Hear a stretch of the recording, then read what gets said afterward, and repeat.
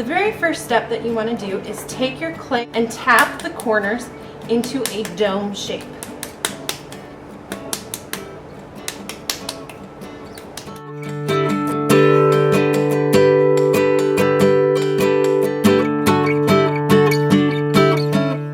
So now that I have my dome shape, I'm going to take and start with step number 1, placing. Try to hit the target on the wheel so you can see where the center is. So you want to take your piece and literally throw it in a controlled manner onto the middle of your wheel. Now mine has shifted forward, so I'm going to move it back to the center. And now I'm going to move on to step number 2.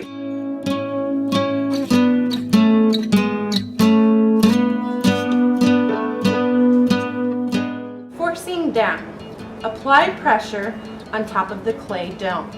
So I'm going to take my hands and apply pressure so that my clay is stuck very well to my wheel. If I don't get it forced down correctly, water can get underneath my clay and force it to slide off. So you want to make sure your wheel is dry or your bat is dry before you attach your clay to it.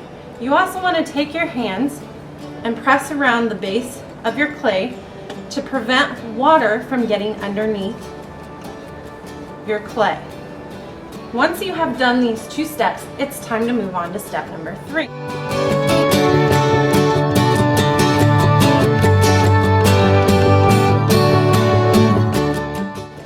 When you are working with clay, it's important to have water on your hands as well as on the clay in order to allow your hands to glide along the surface of the clay. If you find that your hands are sticking or you feel too much friction, you need to add some more water as you work.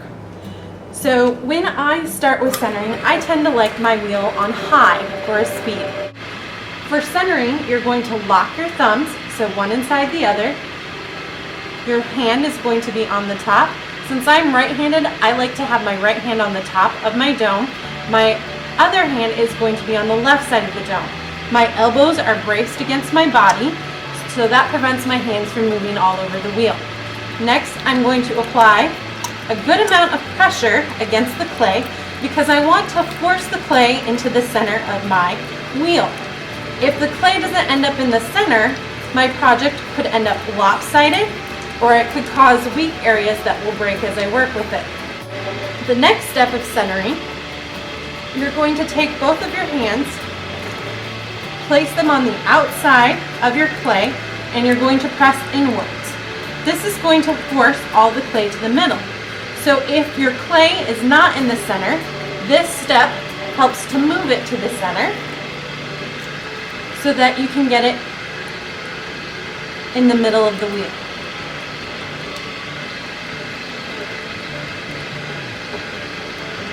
So now that I have my clay in the center of the wheel, I'm going to take my hands back to the locked position where my thumbs are interlocked. And I'm going to take my hand and I'm going to press down on the top and I'm going to guide with the side hand. So my hands are working together to force the clay into the center. Now with this, you are going to be applying a good amount of pressure. You don't want it to be so much pressure that you force the clay off the wheel, but you will be using some muscle in order to get it into the center of the wheel. You'll notice that the clay is not wobbling anymore. That's because it's more in the center. So I'm going to repeat that step one more time to ensure that my clay is in the center. But before I do that, I'm going to use my wooden rib tool. This is the wooden rib tool to trim off any extra on the base.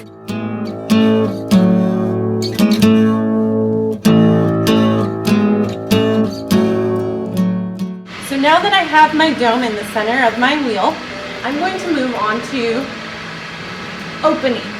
You're going to press your 2 thumbs down in the middle, and I would do this slowly so you have control over your thumbs. And when you feel like you've gotten almost to the bottom, you're going to stop the wheel.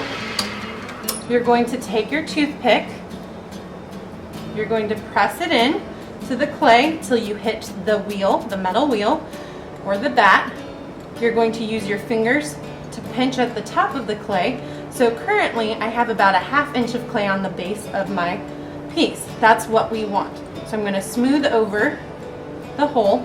If you accidentally go all the way through to the metal of the wheel or the bat, you can take some extra clay, press it into the bottom of your piece before you continue. If it's too thick, you'll turn the wheel back on and continue to press down and check the thickness. Before I begin to pull up though, I need to make sure my center is how wide I want it. So I can use my finger and brace it with my other hand, and I'm slowly pulling my finger back towards me. This causes the opening of my ceramic piece to be wider. If I want to create a bowl, I can make a very wide opening. If I want it to be a vase, I might not want it that wide. I could keep it smaller. Once I have it opened, I'm going to use my sponge to smooth down the inside bottom part of my ceramic piece so it's nice and flat. I'm also going to use my sponge to absorb any extra water that collects in the center.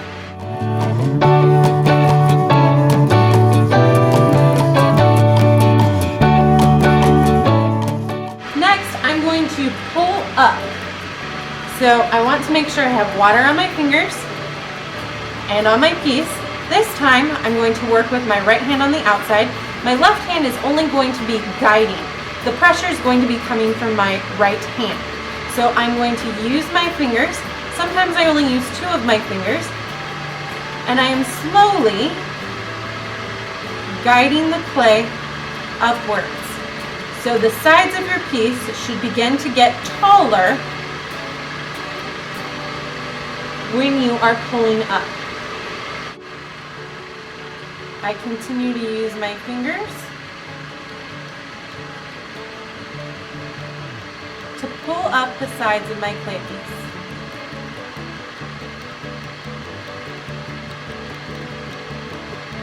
I'm going to do that one more time.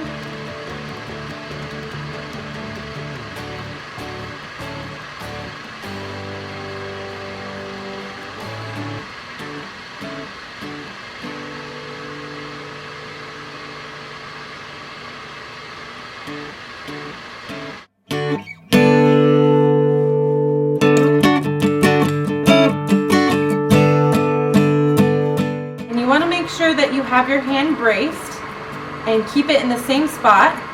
Then you will lift up your extra clay, and now your clay has the same height and a nice flat top to it. That's called trimming. You do this step when you have an uneven top.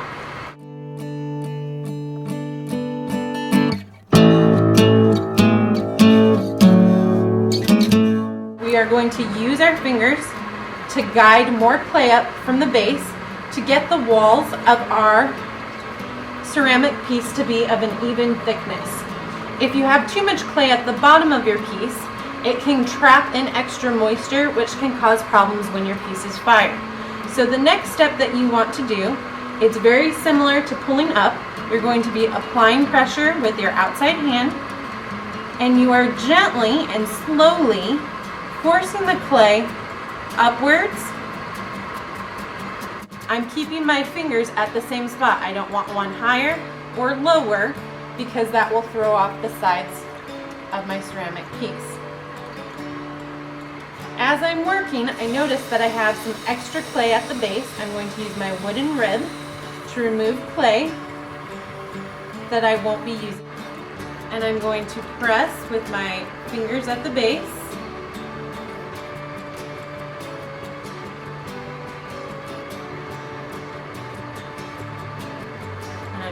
Slowly moving them up, which slowly moves the clay up my piece. Now for your walls, you want your walls to be somewhere between 1/4 of an inch to 1/2 inch. Now as I've been working, the top of my piece has become uneven, so I might have to go back to step number 6 to ensure that I have a nice even top to my ceramic piece.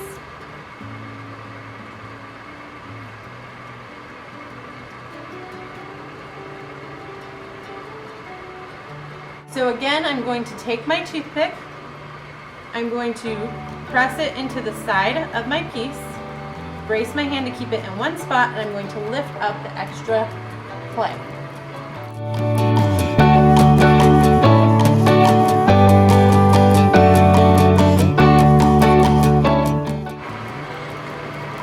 Now I'm going to do step number 8, drying with a sponge. So right now I'm taking off any extra pieces of clay or extra moisture. Now, when you get to this point, you can decide what you want your piece to look like. I'm making a vase, so I'm going to use my hand and I'm going to make the bottom wider by pressing from the inside to force the clay outwards. This causes the base to get wider. And I'm going to use them at the top to force the top part of my base inside. I want to keep this part narrow, so I'm gradually making the walls a little bit thinner and forcing the clay inside.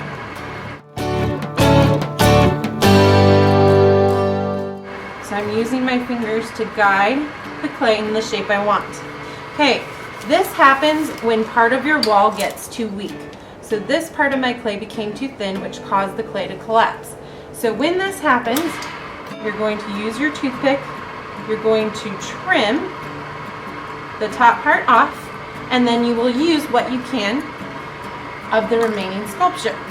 So if I wanted to, I could continue to bring the clay up and in and create my vase, but now I feel like this has a better dimension for a bowl.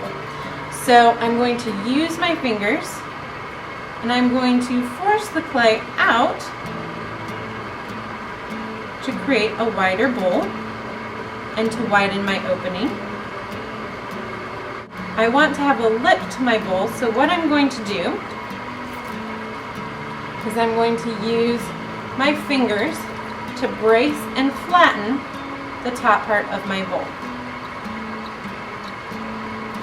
So this creates a nice round opening or lip to the bowl. I'm going to take my sponge and clean up my edges so they're nice and even, nice and flat, nice and smooth.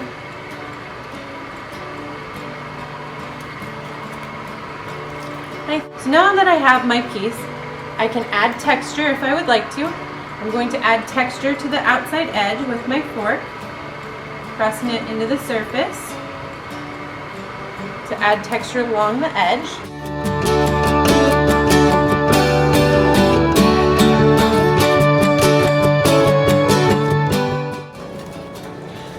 For cutting your piece off the wheel, you want to apply some water to the far side of your piece. You place your cardboard down below. You're going to take and wrap the string, press your thumbs flat against the base of the wheel, and you're going to slide the string underneath. Now if it doesn't slide, try applying more water to the wheel.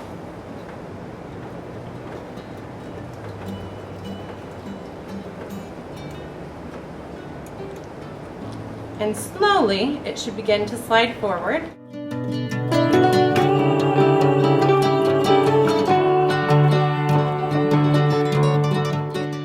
I would stop when it's about halfway off the wheel, raise up the cardboard, and carefully slide it onto the cardboard. Then you'd want to mark the cardboard with your name and hour and place it in the drying cage. Last, you're going to clean up the wheel.